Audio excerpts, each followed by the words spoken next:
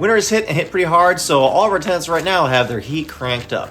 It's a really old building. It's not very efficient for many reasons, and today we're gonna go in the basement and look at one thing we can do to improve efficiency.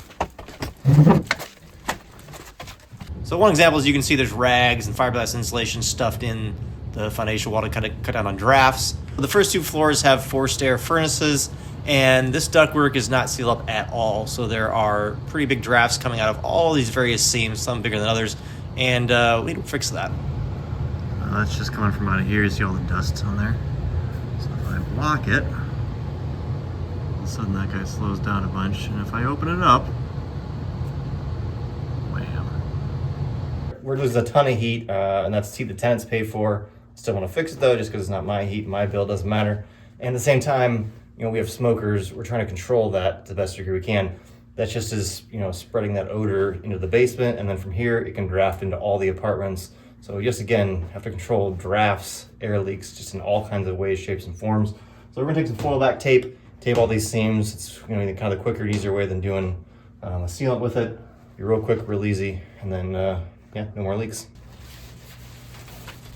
So this is really good sticky tape we're using, but we still need to prep the surface. Just simply dust it, get rid of all the cobwebs and dirt and debris, so we have something good to stick to. Your bubble wrap cobweb remover? Yeah, I don't have a broom, so this is what I got. Works, I guess. Just, I don't know, that wire's probably not live, Laura, but just don't touch it. Oh, if I look at my hand too closely, I might scream. And after that, just wipe it down with a damp cloth real quick to get rid of anything remaining. So we're using a foil back tape from Nashua. It's their 324A tape. It's really sticky, really high quality, has a paper backing that you pull it off there. It's really good stuff to work with. I've used it in the past and it's really held up really well. There's a link in the description below for that stuff. Applying it's pretty simple. You just want to make sure you have a nice straight line as far as where the seam is relative to your tape. And make sure you get a good bond, get any bubbles, any ripples in the tape, get those all nice and pressed down, and it'll seal up great.